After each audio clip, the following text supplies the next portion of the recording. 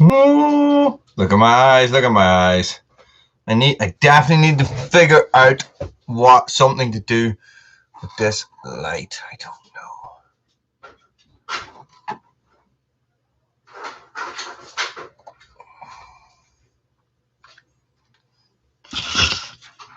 Maybe I should put it over there. No, it's still there. It's still there. It's crazy.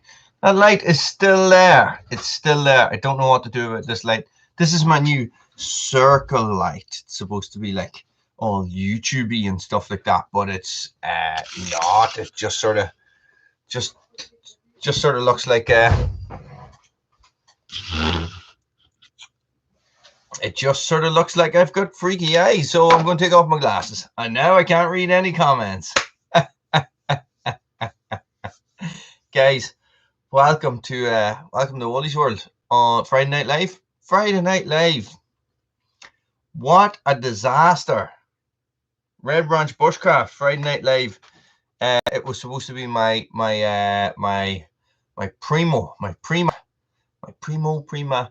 first live on Red Branch Bushcraft, and guys, what happened? Sure, I forgot. You need 1,000 subscribers. Thanks, English Woodsman, for pointing that out to me. You need 1,000 subscribers, or you need to give them 24 hours notice before you go live on your channel if it's under 1,000 subs. So I was like, oh, I'll just do my little test with my new light and make sure that everything's okay, and blah, blah, blah, blah, blah. And what happened? Went to go live. Oh, no, sorry, you're too stupid to go live. You can't do that. No, Wally, you go way off and go back to your own channel, you, with all your madness. So, yeah. Anyway, so here we are, guys. Washing basket, broken down washing line, all that stuff is all here. How is everybody doing tonight? It is winter again. We had summer on Tuesday. It lasted for 6 hours, and then Wednesday, autumn, Thursday, winter.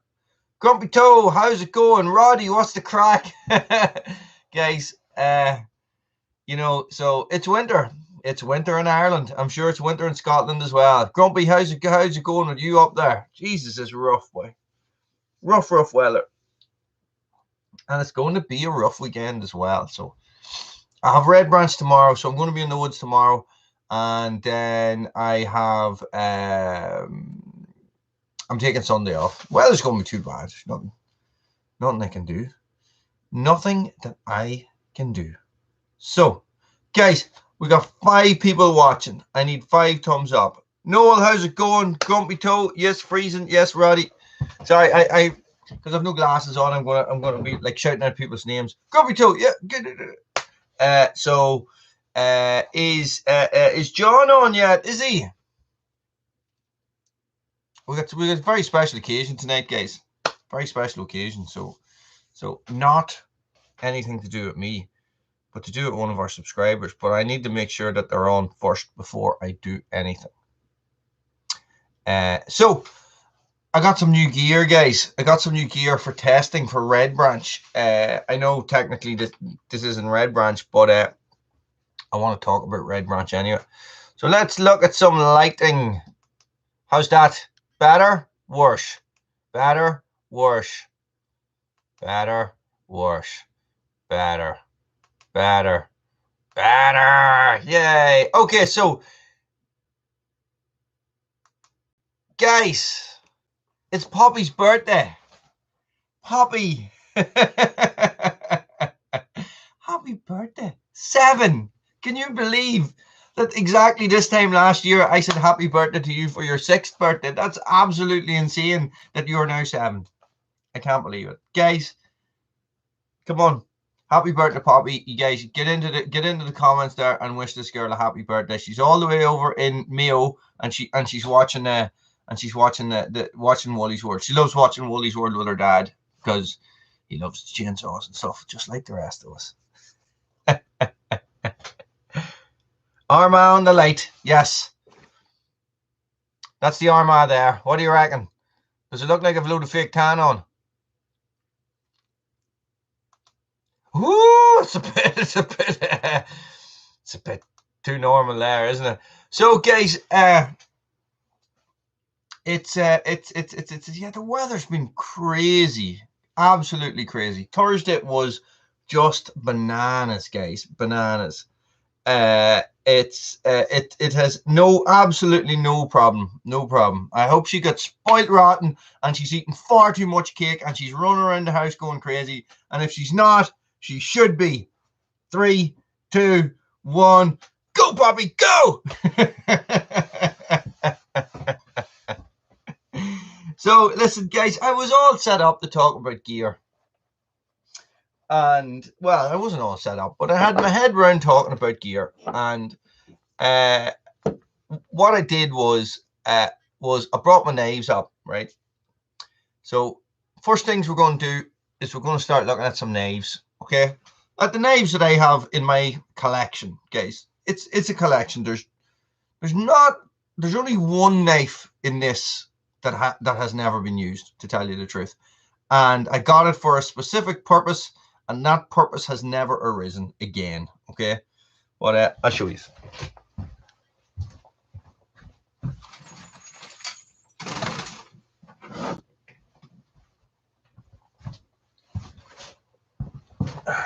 I also went mad and bought a load of boxes like this. Yeah. Storage. You know, you get to a certain age and you start to appreciate storage. Do you know? Okay. Okay. Who wants to guess? Who wants to put it in writing? What knife do you think is in this? What knives do you think? Now, this is all. Hi, Bruno. This is all of them. So, mine. No, we're home alone this weekend. Woohoo! Hey, Bruno. Okay, so first and foremost, guys, the Condor Cookery. You saw the video on this on Red Branch Bushcraft, guys. Check out that absolute beast of a blade. Now, have any of you guys ever used one of these?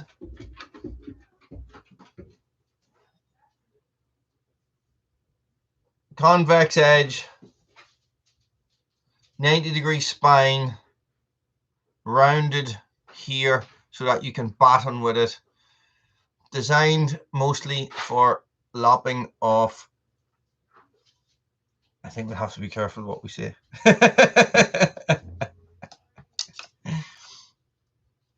A very capable knife. A very, very capable knife.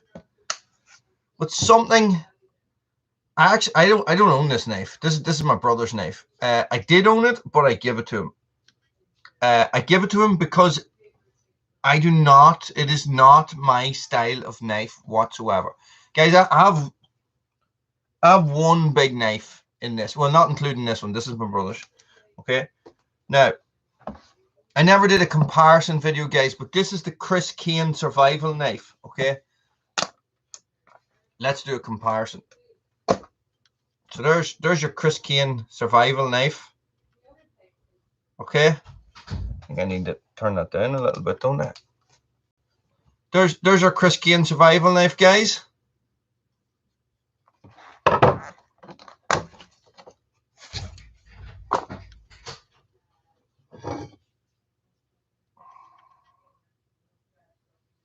Quite a difference, isn't there? Surprising. I would say the thickness is about the same, but I would say the thickness is about the same. Thickness is the same. Made in England, made in El Salvador, mass produced in El Salvador, guys.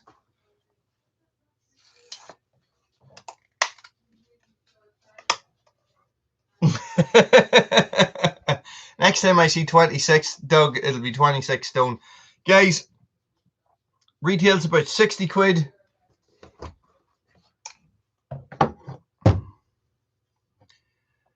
£260.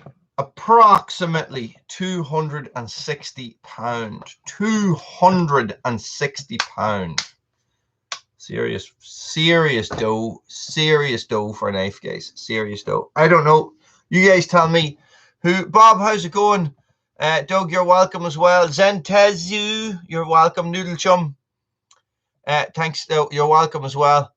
Guys, I didn't pay that noodle. I didn't pay that. I got it second hand. I paid 90 quid for it. Okay, so I have knives in here that you guys are just gonna go, Wally, why do you have that knife? This is something that we've spoken about in the past, Roddy.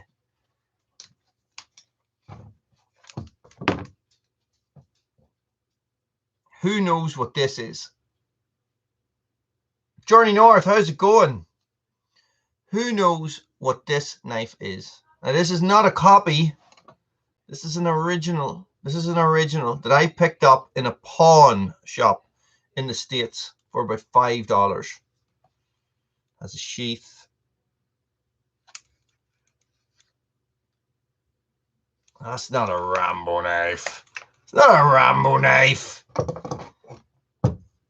It has a pommel on the end that doesn't come off. Stacked leather handle. Roddy, you nailed it. Yeah, this is a Camillus. See that? No, maybe if I turn it the right way. A Camillus USAF survival knife. Comes with a wee sharpening kit and everything like that, guys. So a guy I was living with in Montana bought me that knife. We bought a load of stuff. Bought a load of stuff in the pawn shop. Load of army jackets and stuff like that.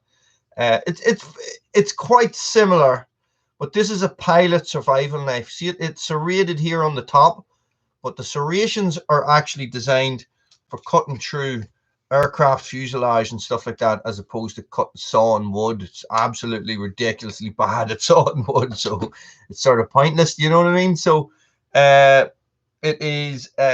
It's a really nice knife. That is a non-user. Yes, it will even cut other swords. Guys, this is a non-user because I don't have a use for it. It's not a very practical bushcraft knife. It's actually the swedge. I think you call this the swedge. It's sharpened as well, so which is illegal, but it was sharpened when I got it, like so. So well, what are you gonna do?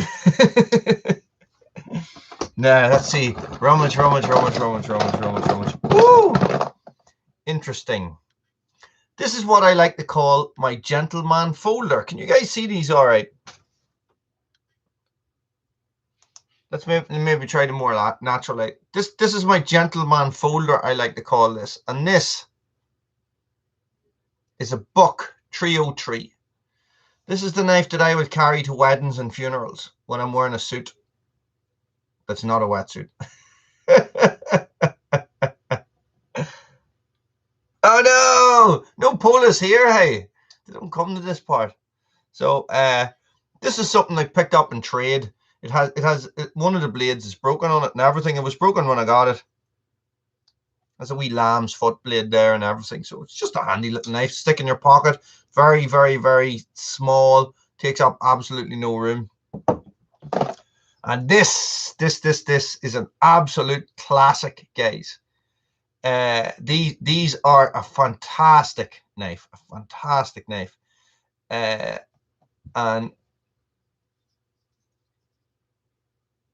you know what these are?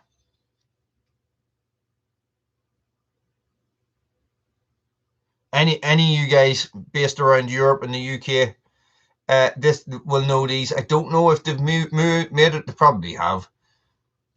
This is an Opinel number 9, I think it is. Yeah, French knife, an Opinel number 9. Okay, these are a very well-made knife. Yeah, Paddy. Yeah, a very, very well-made knife. Super steel, super steel. That's just a little thing that you do that I did with the Dremel. You see this little thing you do with the Dremel that just makes it easier to access the little nail thing, I suppose. Guys, so Absolutely great knife. And you're talking about a tenner. I have one old, I had some old timers, do you know, I had some shreds, and I sort of got rid of them.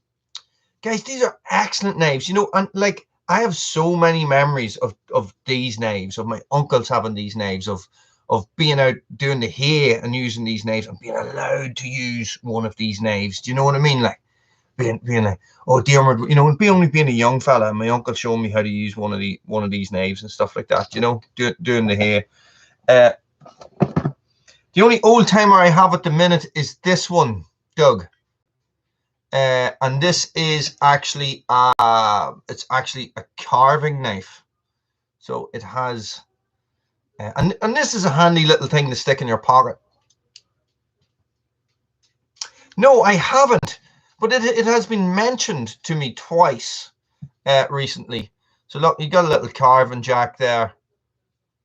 Pat, comedy of errors, absolute comedy, disaster of errors. Couldn't do it because I don't have 1,000 subscribers. I have to wait 24 hours. Do you know, Chris? You don't need to break the tip to use them as screwdrivers. Guys, look, see this little thing? It's got a wee crook knife on it.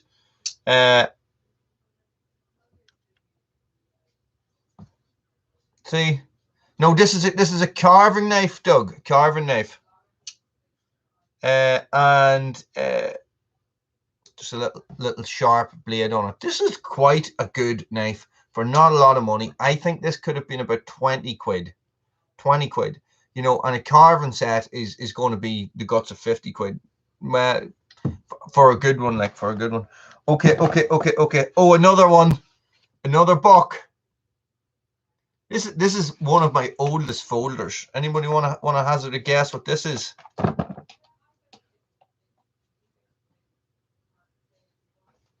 Oh, she's stiff.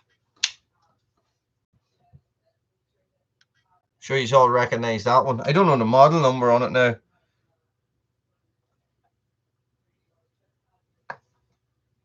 Oh, I can't remember the name of it.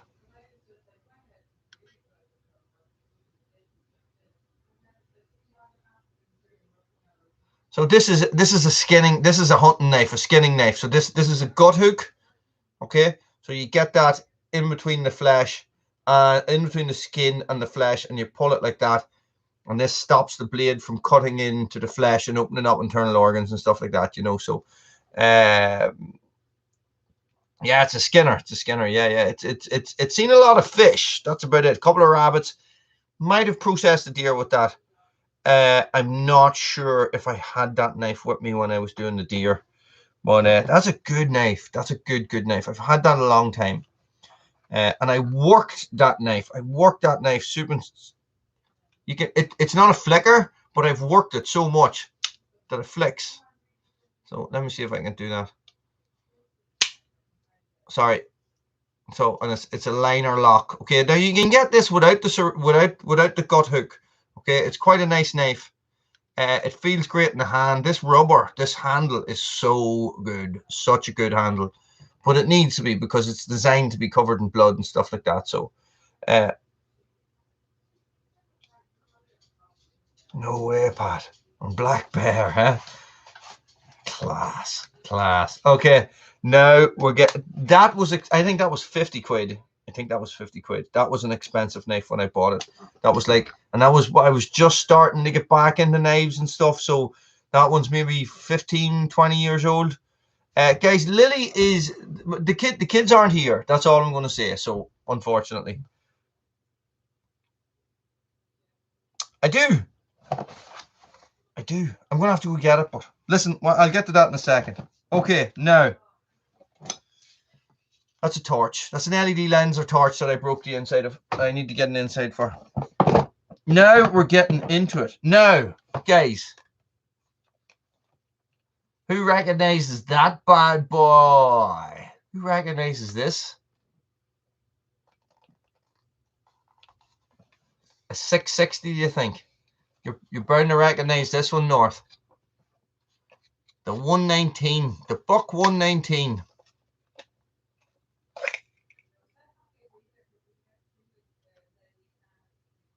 Guys, That knife has never been used.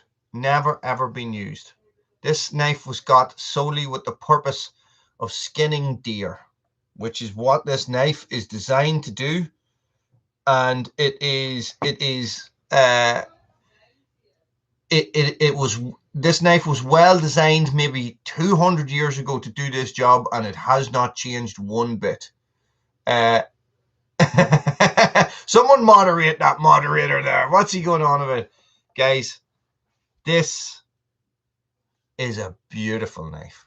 Okay, and do you know where this knife came from? A guy called Rodney Fontaine sent me this. I actually don't mind the handle at all. I'm sure it might get a bit slippy. That's the only thing I could think of. It is definitely a classic. Definitely, Doug. I was on the Prepared Mind 101 Facebook page a number of years ago, and I was getting into deer stalking and stuff at the time, and I was asking the guys about what is. I'm sure that's the only thing I could think of, but you could rough it up, I think. I was talking to the guys there, and I was asking them, when you think of a hunting knife or a deer hunting knife, what knife springs to mind, right? And this is what they said. Yeah, Bob. This knife. This is what I was thinking of, right? What you call Rodney came on and says, "Listen, Dermot, the buck 119 or the buck 119, 119, whatever you want to call it." He says it's like the best hunting knife, the best. Well, probably not the best, but it's like the most well-known hunting knife in the States. I says, "Yeah, I know it. I've seen them before. Yeah, it's a class-looking knife." He says, I have about the Kershaw's here, Pat. I'm getting to that. He says, I have 3 of them. He says, I was in Walmart one day and they were on sale, and I bought them. I bought a couple of them. You want one? And he sent me one for free. And he wouldn't take money for postage or anything. He sent it to me, and I says, "Listen, I'll pay for postage." He says, No, it's a gift. It's a gift. You take it as a gift. Guys, there was a boy selling these on Facebook the other day, and he was looking 100 and something quid sterling for them. They were 20 quid, $20 in Walmart. That's how much he paid for them. A Winchester 270. Is that not a rifle?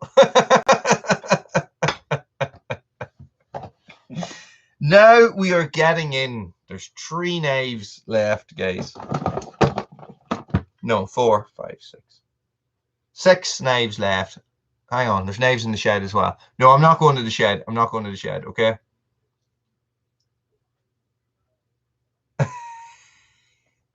Bob, you should contact Paramo.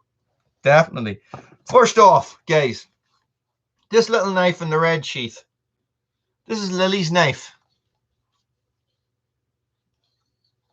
Ah, okay. This is Lily's knife. A guy.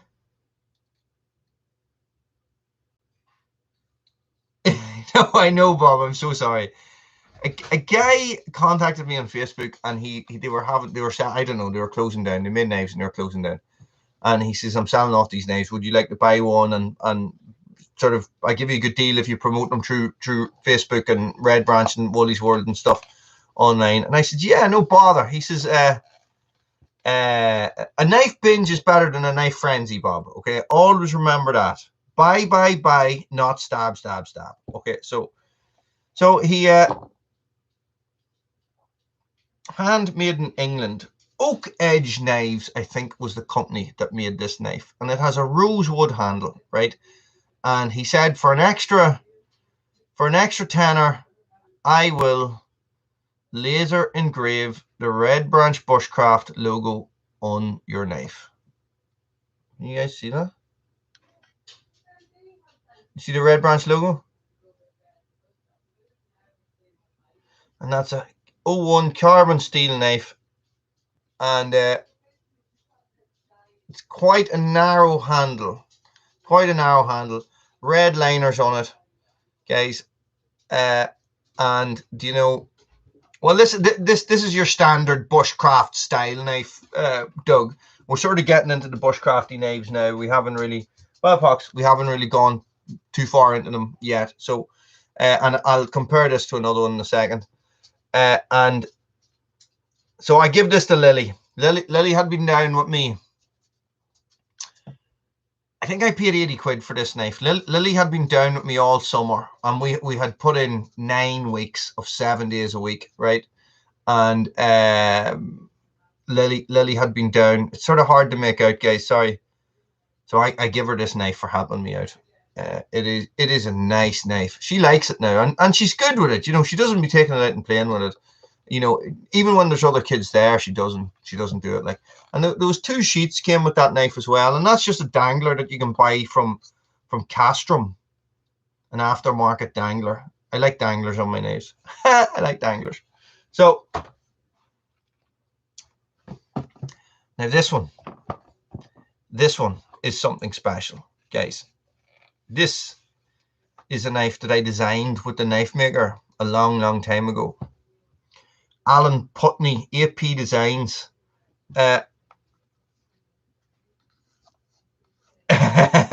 If they're any good, to use obsidian, guys. So this is this is obviously a handmade knife, custom made, and it has a hammer forged finish and curly walnut handle. This thing is an absolute tank. It's 6 mil thick. Just is a beast of a blade, an absolute beast of a blade. And it's, you know, so, you know, red stitching for the red branch. And this we call this, this is the sword of light. That is what this is called. There's an Irish name on it. It's basically Cuchulain's sword was called the Sword of Light.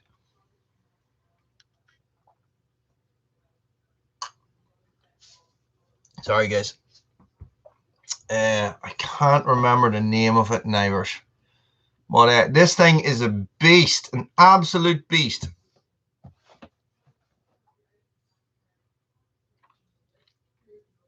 See that? See that hammer finish? And thumb grooves, guys. I like thumb grooves. I like having that indent there.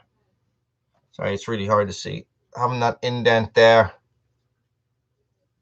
for putting my thumb in it. Yes, this is a beast of a knife, a very heavy knife. But what actually happened is, guys, is I went to do a course and I was using this knife primarily. And what I found on the course was that it was too thick because it was 6 mil instead of 3.5 to 4 mil. It was too thick, but I'll never sell it. So what I did was I got a different knife and hang on a second.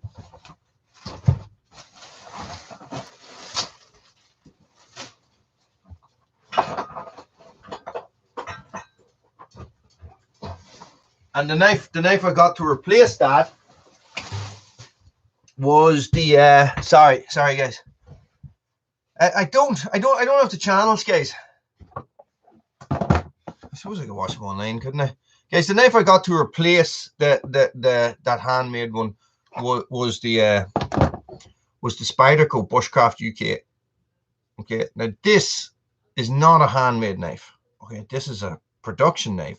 And this knife cost as much as that knife. Okay, it was the same price. Okay, so this was 200. This was the Spyderco was actually more expensive. I have my own knife in the works, Bob, and I'm just about to show you that in a couple of minutes. So this for me, right? Okay, this is an absolute thing of beauty. It is very well made. The handle is absolutely just, see when it's oiled, guys, it's walnut burl. It is just, it's like looking at a galaxy, you know. It's like looking at a really high end rifle stock. Okay, that's what it looks like. It's the only way I can describe it so that you guys would understand. Okay, but What about Woolly on fire? That'll be pretty good as well. But guys, this is the nicest knife I have ever used in my life. Okay, it is. I like rubbing oil on my danglers, Robbie. Okay, Roddy. Sorry, Robbie. Who's Robbie? Robbie's my nephew. Okay, these two. So, guys, this is the nicest knife the most comfortable knife I have ever used in my life. Did he now? Wrangler Star also uses one of these, believe it or not. This is his favorite bushcraft knife. Is the Spyderco Bushcraft UK, and he said I watched one of his videos recently, and he was raving. Oh, I know what it was. The video about the Spyderco axe. Have you seen that one? And he was raving about how good the leather work is in this. So how good the sheath is. The sheath for this knife is an absolute piece of crap. It is absolutely terrible. I got an aftermarket sheath made, okay, for it, you know. So, Bob, you need to rectify that situation. So what I did, guys, I was talking to a local knife maker, right? And I said, I love the Spyderco Bushcraft UK. He says, I know loads of people that love it. Absolutely love it. I says, I love the shape of it. I love the design of it. But there's a couple of things just not quite right with it. One, it's too thin. Okay. So the Spyderco is 3.5 millimeters thick. Okay. It needs to be thicker. Okay. I prefer a knife that is a little bit thicker. I think that it just performs better as a one tool. Okay. So what I would like it to be thicker, and it needs to be cheaper because it's 225 bloody quid. 225 quid. You know, so this is what we come up with. This is a working prototype at the minute, okay? And that is made by a guy called Davey, okay, from Brock Knives. Brock means badger in Irish, okay? So he lives up the road from me here, 10 miles, 20 miles maybe, okay? So this is what we come up with. This was the prototype he gave me last year, and we are going to come up with one that is a little bit thicker. Now, what do I mean by a thicker knife? Okay, so we already saw that one was 6 mil and it was too thick, right? Well, there's a thickness that people reckon is the best. Okay, so this is the knife that I never knew I wanted, or I never knew I needed until Varstalika asked me to have a look at it. Okay, so this is the Jari Puko, the Varstalika Jari Puko. Okay, and this is 4 mil thick, and it's a Scandinavian grind. Yeah, it's a high Scandinavian grind. Okay, let's look at this being a Scandi grind. Okay. It's not in production yet, John. This is not in production, okay? So,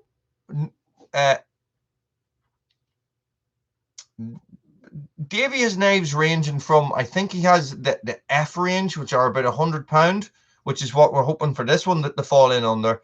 But you're talking £100 up to about £260, you know. So, but this is 4 mil thick, and it just pops through wood so much better, guys. It's not much of a difference, you know, but it is when you're using it. Does that make sense? Yes, yes. So this is a knife. I have beat on this knife with various things more than I have beat on any of these knives. Maybe not, actually. Some of these knives have taken a lot of abuse. This knife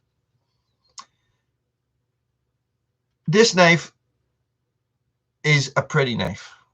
It looks really nice, and you think to yourself, oh, I don't know. Do I want to be beating this with a big stick through another big stick? 100%. This is taking it all the time. Absolutely no problem. Guys, the Spyderco Bushcraft UK is an absolutely fantastic knife. Fantastic knife. But here's the thing about knives, guys. It's all down to taste. It really is, right? It's all down to your budget. It's all down to your taste. Which one, Pat? Sorry.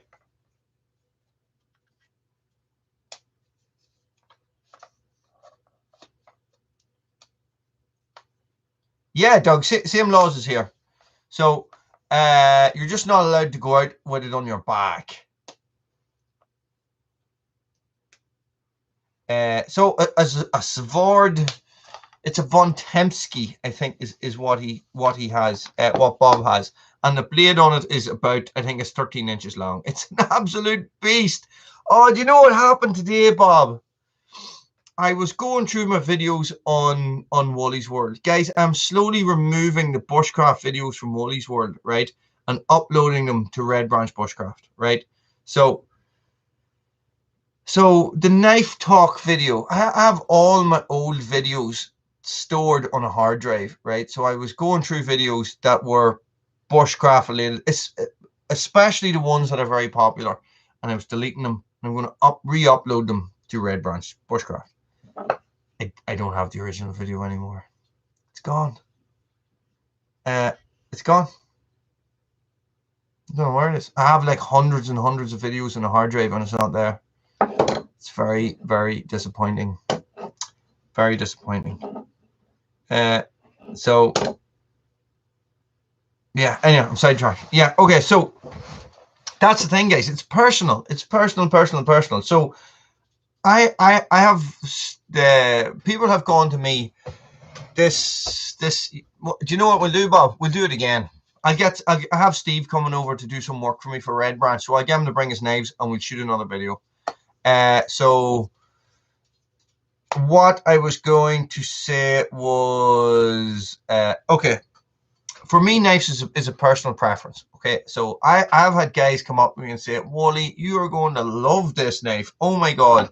And they have handed me a knife and I've went, don't like it, you know, and handed it back. All right, so it's a personal preference.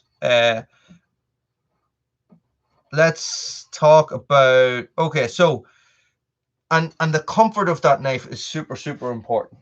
All right, so a lot of the times if I'm out, you know, I'm not using the knife a lot, okay, but if I need to use the knife a lot, it needs to be really comfortable. Okay, so for example, let's go to the choppers.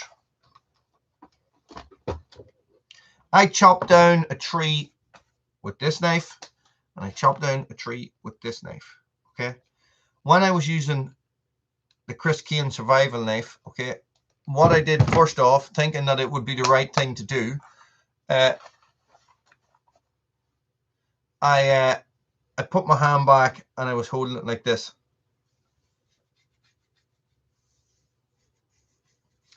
And what happened was, as soon as I got into chopping it, it really started to hurt my hand. Okay, I don't know if you noticed in the video, I sort of stop and go like this. And what it was, guys, it was this palm swell here was pressing in against the knuckle, the inside of the knuckle of my big knuckle there, right? So, Roddy, enjoy work. I know that's a silly thing to say, but thanks very much, man. Thanks. But as soon as I moved my hand to this position, it became much more comfortable. Okay, much more. So this knife is a beast of a knife, absolute beast. Okay, and the sheath is just something else. And these were handmade in England. Okay, handmade in England. Guys, multi-tools. You know, a multi-tool I like carrying the most, believe it or not, is a Swiss Army knife. I have a Leatherman Wave, I think, which is very practical, and I find myself a lot of the times carrying the Swiss Army knife and the Wave, and the reason being is that the Swiss Army knife, the scissors are excellent on it. So, and I do like being able to trim the old toenails while I'm out and about, you know. Chris Kane survival knife. You won't find one of those. You'd be doing very well. 50 quid budget to buy what, Bob? Oh, multi-tool. Oh, I would up it to 75 and you'll get yourself a Leatherman. Big time. And what I would, because they've got a lifetime guarantee and everything, they're really, really good. So the Leatherman is the best multi-tool I've come across. I got mine second hand on Facebook Marketplace for about 50 quid. Could even be 40. Yeah, probably about 40 quid. But there was certain criteria that it needed to fulfill for me, right? So I needed scissors, very easy to access scissors. I needed an easy to access knife, okay? 40 to 60 pound, as in, you know, you're talking about money, 40 to 60. Jesus, Dara, I would be, there's a lot under that, hey. There's a lot of, you know, you get a lot of stuff for that money. So just give me 2 minutes and I'll come back to you on that one. So what I would say is, this is what I needed. I put it up on the Great British, or the EDC page, I think it was. And I said, no, I don't carry, the only thing I carry on my truck keys is a torch. Hang on a second. I'm going to have to grab it. It's just, I know where it is.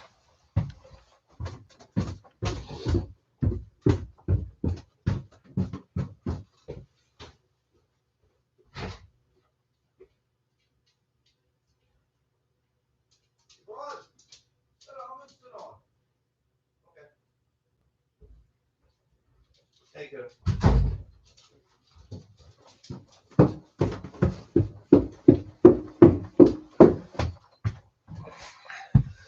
So I have dogs all over the place. Dogs up my feet.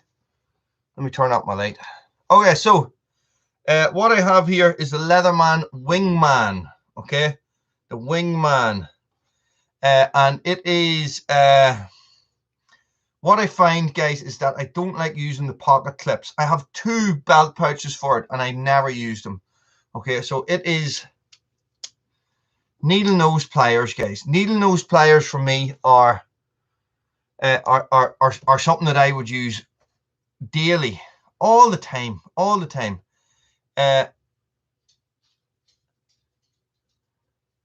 Yeah, I buy them on Facebook, guys. I buy them second hand. The thing that I would use most would be the scissors or the pliers. Okay, these scissors are okay, but they're not a patch on Swiss Army knife scissors. The thing about this knife is, guys, it's serrated, right? It's half serrated. So for cutting rope and stuff, you can't beat it. You really can't beat it. But it locks, so it has a locking blade. But what you can do, I paid £40 for this, Bob. £40 on Facebook. So there was a certain things that I sort of realized I needed for my day-to-day, and I needed needle nose pliers. I need a semi-serrated knife because I already have something that is non-serrated. I needed scissors. Yes, that's what I was getting to, Bob. So what happened is that I put it up on the EDC page. I said, I'm looking for a multi-tool. This is what it needs. And everybody came back and said, listen, the Wingman, okay? So that's where you need to start, guys. You need to think to yourself, for a multi-tool, you need to because there's about 500,000 different Leatherman models. You need to think to yourself, okay.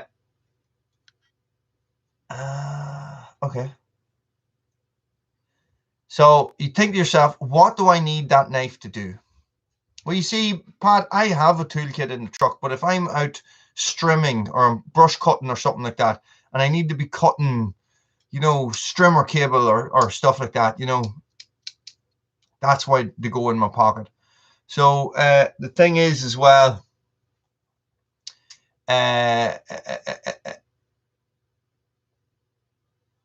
no, I don't, Chris. I don't. The thing is that they will take it off you, right? And the thing is, this is illegal, okay? So this is classed the same as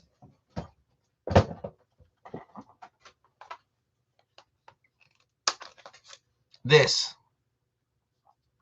because it locks, it is a fixed blade, and that's the law. Okay, so there is a size issue as well. So we're still talking about knives, by the way. So there is a size thing. So it needs to be under 4 inches and non-locking. So if you go on to Amazon and you Google UK legal, or if you just go on to Google, or if you go on to Amazon and type into the search bar UK legal knife, it will give you loads of them. Okay, eBay doesn't sell knives. You know, so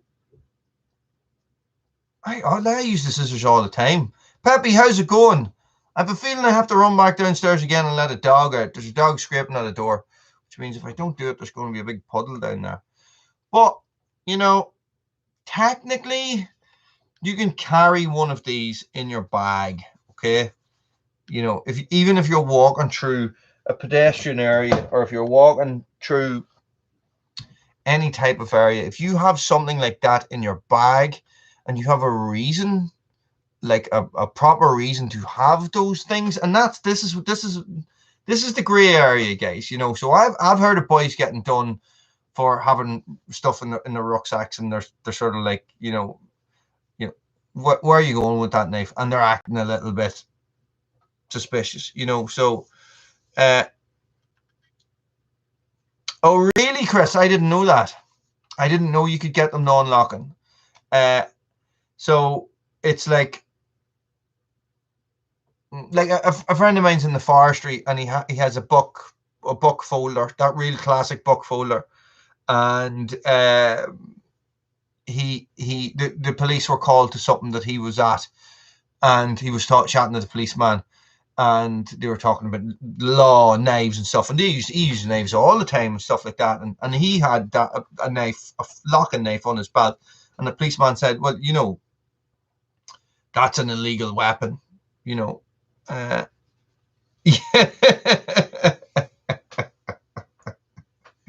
Bob, I am sure that there is some ancient law that says an Englishman is entitled to carry a sword, and you just say, well, they spelled it wrong.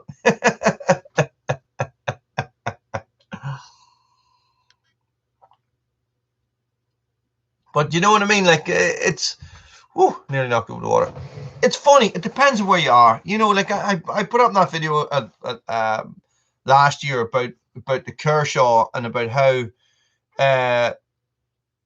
I was in B&Q, and you know, your man asked me, did I have a knife, or he went to get a knife, and I said, no, it's okay, I have one. And I took this out and went like this, and he went, ooh, and like laughed and was like, oh, that's a really nice knife and all. But you know, Siobhan, you let Cooter out, please. You know, so, but in some places, you just wouldn't do it. Do you know what I mean?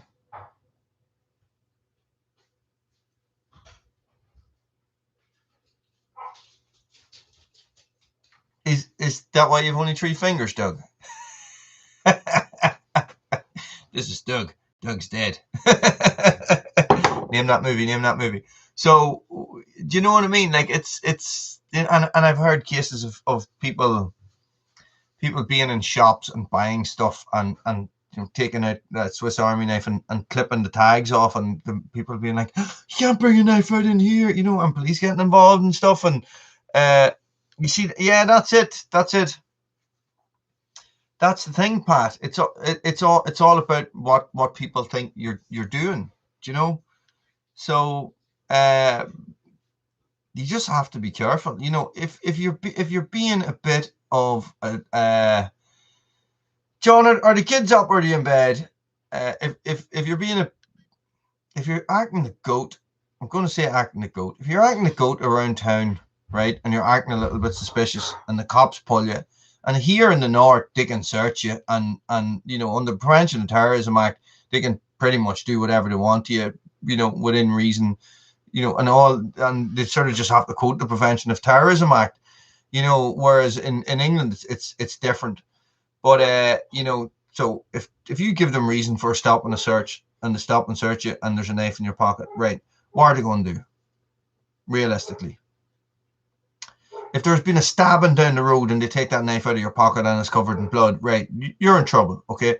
But here is the thing, you know, one of them knives costs, a couple of those knives cost £200 plus. The average Joe is not going to run out and stab somebody with a £200 knife. You know what I mean? Like, it just doesn't work like that. Unless they've broken in and stolen, some scumbag has broken into a house, stolen a load of knives, and ends up stabbing somebody with one of them. It's, do you know what I mean? Do you know what I mean? Like, I am never in a situation. Well, I suppose I'd be walking around town and I have a knife in my pocket. So I'm walking around town. I'm not making, except that I'm dressed from head to toe in green. I'm driving a pickup truck. Yeah, and and a lot of people are stabbed with Phillips head screwdrivers. Oh no. That might be a good idea, Bob. Well, you see, Bob, if I was over there being Irish back in the 80s, it would have been the same with me. So they would have just heard the accent and it would have been,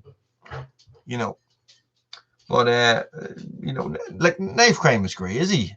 It's crazy. And the laws around it don't make sense, so they don't, the knife laws, like gun laws, don't make any sense. And anybody who is a law-abiding owner of knives or guns is penalized by those laws. Oh no, but Bob, you could always make them at home or just get a smaller knife. Did I not send you another knife?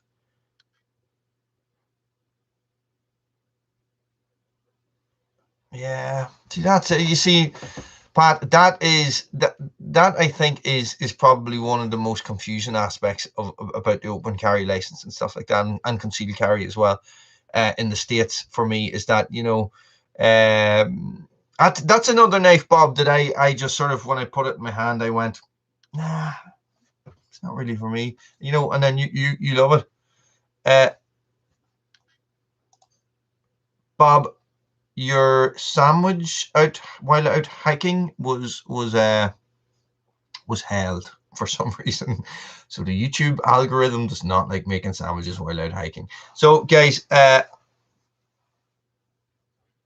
bother, John. No bother, John. I just was checking to make sure that I didn't say anything inappropriate if the kids were watching. Okay, so, Poppy, happy birthday again, guys. Be good for your dad.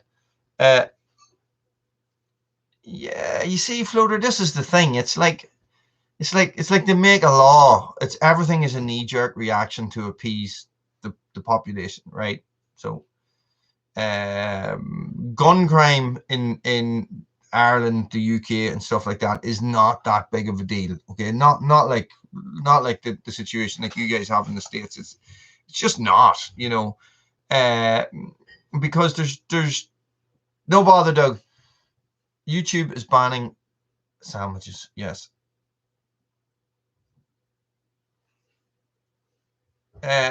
Nice, John. So, it's, I don't know. You see, right? Sorry. Go back to Pat. Right. Okay. So, concealed carry license or an open carry license. So, and I think it's the states. The fact that it's the states. So in your county, Pat, you can be carrying a gun on your hip and driving down the road and think, live on the border, county border, drive into another town and get arrested. Whereas it's perfectly legal 5 miles down the road. Paramo make knives. Have you not seen the Paramo knives? I'm only joking, Bob. Sorry. do you know what I mean? Like, so, it's like, no, it's different here because Ireland is separated by a border, right? So it's UK law versus Republic of Ireland law. Okay, so there's different gun laws here in the north than there is in the south, and that's the way it is. Everybody admires Paramo, Bob. They always go, "Oh, Paramo jacket," So this, so there's. I would have ways of sussing out hikers.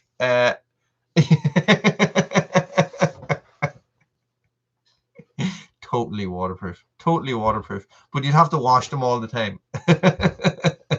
You need a subscription to Nick Wax. So I'm going to make a noise for a second. What do you do? I have to blend something. Yeah, can you close the kitchen door? Yeah, close the door. Yeah, thank you. That's no bother, Shimon. So, do you know what I mean? So, it's like, it's just, it's so complex, right? It's so complex. I really don't get it, right? So, you know, if I think, right, it's like this, right? There's a reason why I carry certain knives when I'm out in the streets, right? So, like out in the main streets, and the burgers are brilliant. So the thing is, right? That's a 20 quid knife. Okay, that was second hand. It was 40 quid. All right, so it's like this. If you are stopped and they have reason to search you, which they're always going to have here, in certain areas, they're going to say, why do you have that knife? And they're going to take it off you. Okay.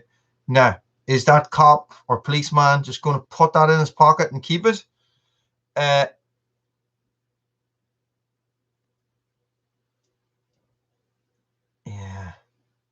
it's crazy. It's crazy, Pat. You know, is that policeman just going to go, nice little Leatherman, I won't write that down. Don't be carrying knives. Where you go on with you there, Wooly? You know, is he going to do the same with this knife? Is he going to go, ooh, that's a nice little flipper? Is it going to turn into a conversation about knives with me and a police officer? You know, who obviously they must be into their tactical gear if they're using it every day as well. Like, so, Wayne, how's it going? Snowing in California. Yeah. Good man, Bob. So that's, like at the end of the day, if you, unless you're really making an issue of it, I don't think the policeman is going to be going to be a real dick about it. Do you know what I mean? So, okay, stop you walking down the street. You've got a leather man in your pocket. That's a multitude, man. I use this at work every single day.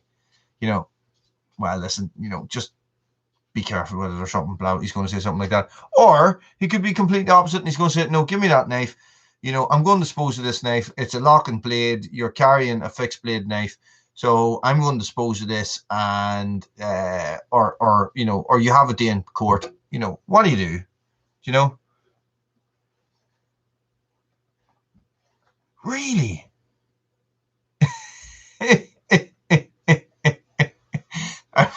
I can imagine Bob on his mountain of Paramo gear with his Ford Von Temsky fighting off the hordes, trying to steal all his waterproofs.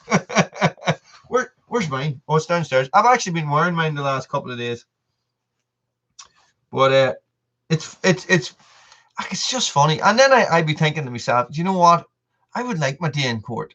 I would like to stand up and say, listen, Your Honor, I have no criminal convictions in this country, and I have no history of violence. I've never stabbed anybody to death. I have never stabbed anybody and they have lived. I've just never stabbed anybody. I've no criminal record. I'm not a wanton criminal. I've no breaking and entering, nothing like that. I'm not carrying this knife with intent to stab somebody. I'm carrying this knife because it is a tool and I use it every single day.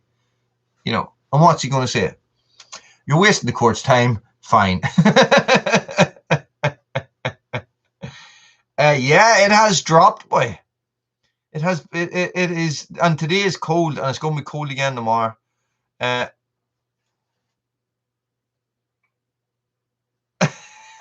Chris, Paramo is just a company that they just make outdoor gear, waterproof jackets and trousers and stuff like that, fleeces.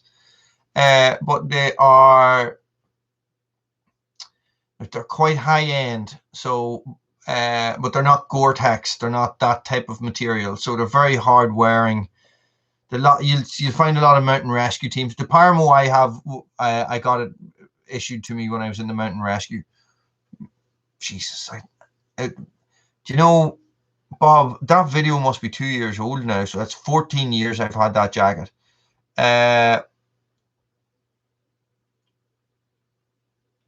it's very good stuff. It's very, very good gear, but it needs it. There's a lot of it doesn't work very well when it's dirty. That's the only thing about it. So, but it's really nice. It's really, really nice stuff. But it's not. It's not your shell jacket or it's or anything like that. It's multi layers of very thin fabric placed on top of each other. Sort of a bit like, I think Pertex at some stage back used to do stuff like that. So it's just layers and layers and layers. Yeah, and that's the thing. It's built to last, built to absolute last. It's one of these jackets you buy it, you'll have it for 20 years. Like what Berghaus used to be as well. Berghaus used to be. No, actually, do you know? I haven't had a Berghaus jacket in a while. I haven't had a Berghaus jacket since I got the Parmo jacket, to tell you the truth.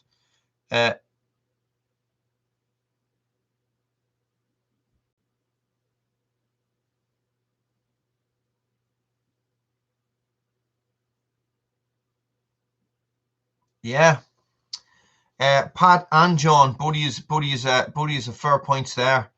And that is the thing, Pat. So if they call with a search warrant for one certain item, I think you have the right to refuse them from taking other items. I know that happened to somebody. I know that their property was being searched for something and they had legally held firearms, and they tried to take the firearms, and they were like, no, I have a license for those, you can't touch them. And in the end, the superintendent said, no, they're right, you leave them where they are. It's nothing to do with what we're doing here for. So, you know, and John, that is, you know, and that's completely right, you know. So it's just a tough one, guys. It's a tough one. I really like I would be, I'd be lost without a knife. Do you know what I mean? I've carried a knife since I was about 14. I've carried a knife in some shape or form in my pocket. I went through a little stage of not carrying one, but then I got back as I got back into the bushcraft and stuff, and I started carrying them again, and it's just, yeah. Well, that's the thing, Bob. Do you know you go into Poundland, buy an old crap knife, it's going to break. But you're listen, if you're buying it with the intention of stabbing somebody, you don't really care, do you? You know, you can stab somebody with a piece of glass or a broken bottle as easy as anything. That's the way I look at it, you know. And anybody who is into knives is not into knives for crime. You know what I mean? Do you know? Does that make sense? Yeah. Well, it makes sense to me. So that is the way I would look at it, and I think there's something about shiny, sharp, pointy tools, right? That appeals to me. Axes, knives. It's like they are pure function. Yeah, like they look nice. Don't get me wrong. They look nice. Okay, let's look at let's look at the book. Okay, you know, so you're talking something that was designed a couple of 100 years ago, 150 years ago, or something like that. Yeah, but it is pure function. Like it is. This was designed to do something, and it does it incredibly well. It really does, and it's a tool. So it's a really well designed tool. It's like somebody having a collection of hammers. You know what I mean? No, it's not. I have a collection of hammers. I don't know how, but I have like 10 hammers. I only have 2 hands. Hammer, hammer, hammer. Do you know what I mean? So this is the thing about them. So knives and axes. Let me see. One of my favorite axes of all time. Go away, printer.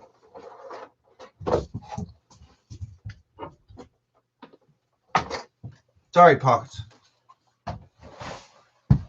So one of my most favorite axes, guys, is the hunter's axe, right? So it's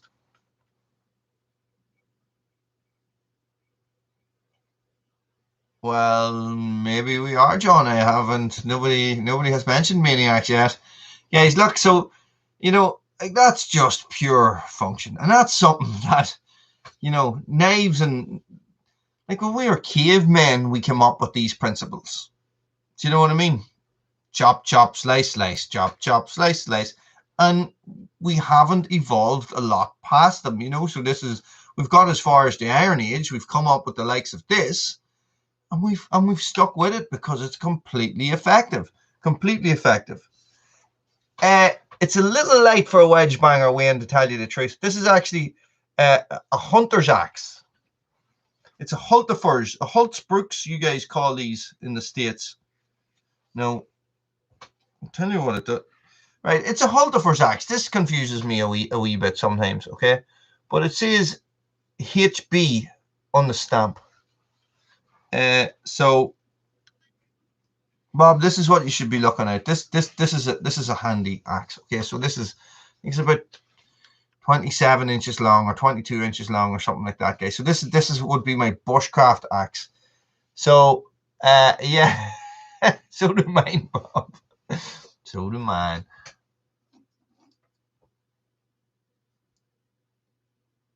So Wayne, this actually has a rounded pawl for skinning, for separating skin from flesh. So and this is a super axe. It's really nice.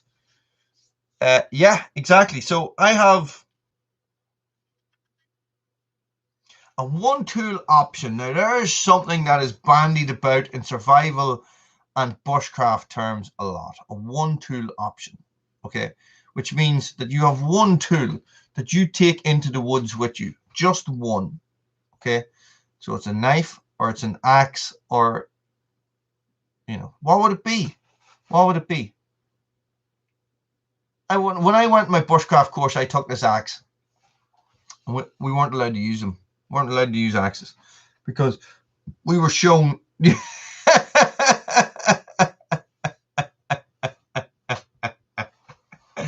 Bob, of course, a mobile phone. The most unusual thing I have used an axe for, I don't know, coat hanger maybe. See, I don't know, Mark. I would have been the same. I would have said axe, saw, knife combo, right? When I went and did that the bushcraft level 3 course, and I was taught by a guy called John Ryder, who is like one of if not the top bushcrafter in the UK. That'd be a nice one. Pizza's important when you're in a survival situation, Bob. So, and he taught us how to use a knife to do pretty much everything an axe can do, except, what we use saws. Okay, so a one tool option, a husky tree. Well, you can make noodles. You can do all that stuff. You can light the fire with noodles. Yeah. You can use the fuel. If you have the modified exhaust like I have, all you need to do is put some petrol down and get the exhaust up close to it because there's no spark arrestor in it, and light a fire. That's good thinking, boys. Good thinking. So I don't really know. Phone mountain rescue to get you. Well, that is super important. Yeah. Well, I would say self rescue is first option for me. I don't know if I could live with the shame of being rescued by the mountain rescue. So, guys, that's for me. That's the whole reason why you have the likes of this, right? So this is your, for me, this would be as close as it would get to a one tool option. So. Yeah, you see, well, Pat, for me, it's the parang. It's not the kukuri. It's the parang. I like that style better, So I just always have. Maybe because when I was in the jungle and stuff like that, that's the sort of machete that we used all the time, and I just was more used to it. But I really think, so we would have made. like a mace for beating stuff. It's not a mace, a mallet for beating stuff with our knives and our saws. We would have carved them, and it was quite easy to do. You know, instead of using the axe. So what you do is then you use the mace. So you hold the blade of the knife against it and you hit it like this, and then you hit it like that, you know, so instead of swinging an axe at it. So, and it's very effective as well. And, you know, even battening with an axe sometimes is more effective than swinging an axe as well. So, guys, it's I don't know. I honestly, I don't know. I've spent so long just using a knife that I actually never really find myself in a situation where I need an axe anymore, unless I need to beat something into the ground, you know, beating pegs or something like that in. But then you can just use a stick or a rock, you know. So I remember being up around my goat camp one time, years ago, years and years and years ago. Pockets was only a pup. I was home we were living over in Achill at the time, and I decided to go for a little solo camp. Probably one of my first solo camps ever. Jesus, must have been 20 years. No, it's not 20 years ago. It must be 12 years ago, right? So I went up and set up my bivvy and stuff, but the ground was a little bit uneven. So I was sort of scraping at the ground and trying to level it out and stuff like that. I had a cut on my finger. About a week later, my finger all swelled up and my joints got really sore and stuff like that. So I'd got some sort of infection in my finger from scuttling about and scraping about in the ground and stuff like that. So I went to the doctors in Achill and I says, listen, I've got this infection. There's something wrong with my finger. It was really swollen. It was red and all. There was no cut on it or anything. You know, I didn't cut it while I was there. And I says to the doctor, I says, you know, I think I got some sort of infection in my finger, and he was looking at it and all. And he says, what happened? And I was telling him the crack. Good man, Bob. Take it easy. Thanks very much for your company tonight. It's much appreciated. But just let me finish this story first, Bob. So he says, what were you doing? I says, well, I was scraping back all this ground with my hands, you know, for setting up a camp for the night. And I was using my hands to dig this, and I was using my hands to dig that. And he says, you know, Darren, we have to evolve past this. I was thinking to myself, yeah, I really need to get some equipment. Digging in the dirt, you know, digging in the dirt like a shell shock and I'm under artillery fire or something like that. It's crazy, crazy. Bob, story's over. You can head off. Enjoy your walk tomorrow. But yeah, I don't know. Tools are tools, like, aren't they? Yes, don't forget your signages. Signages are important too. Signage lives matter. So I think this is the first Woolies World where we have stuck to one subject. Basically one subject. Holy crap, how did we manage that?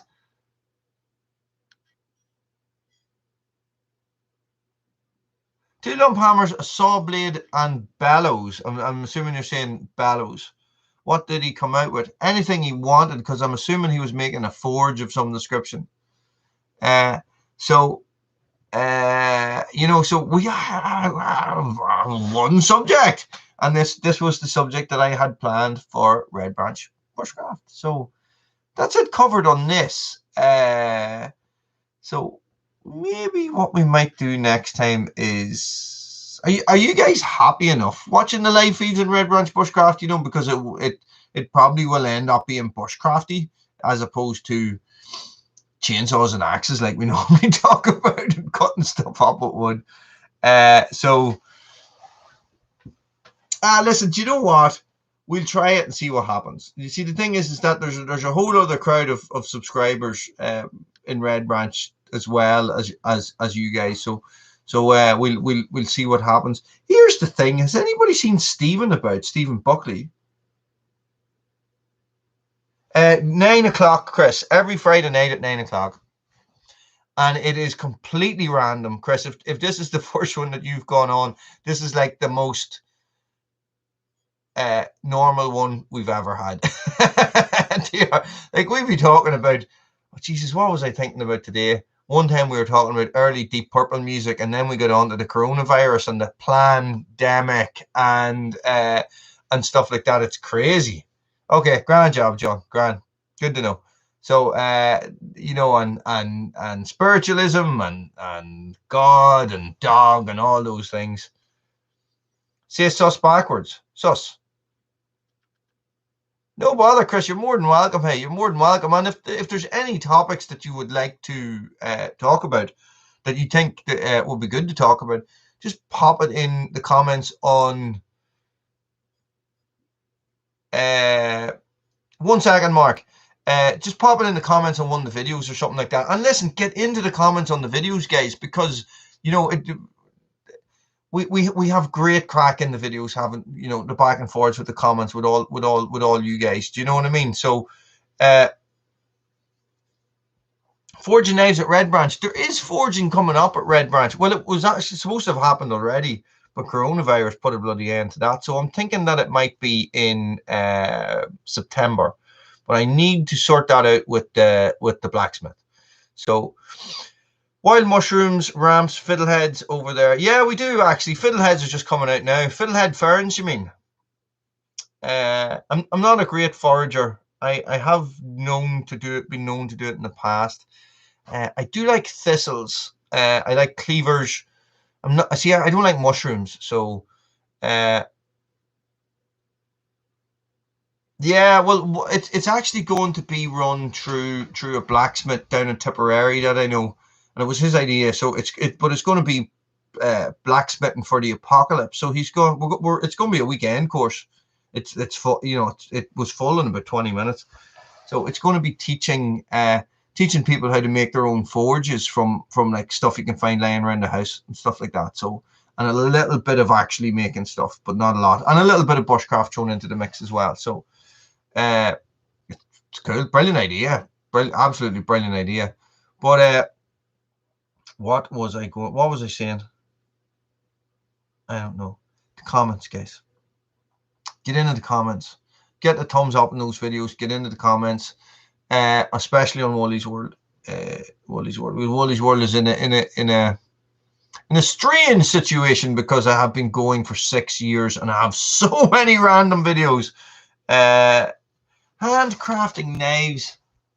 Okay, I don't know, Pat.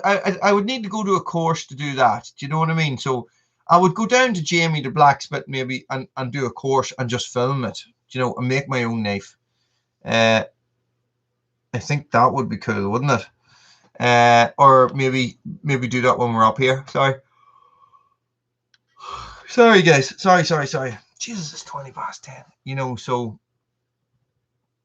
there's a lot of scope that, and you know, in that. So, but you would need to go to him, and he lives a long way away. He lives in Tipperary, and it is, John. You know, it's a long way to Tipperary.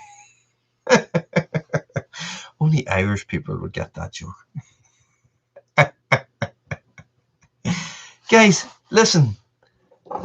Thank you very much. This was, I'm going to say, unusual. Unusual in the fact that it was so normal. I'm going to leave it there. Guys, thanks very much. Thanks for subscribing, guys. Always thanks for watching the videos. And thanks for interacting with me on a daily basis. You know, it's great. I love it. Keep doing it. Stay frosty, guys. Thank you. Thanks for watching. See, John. See, only Irish people.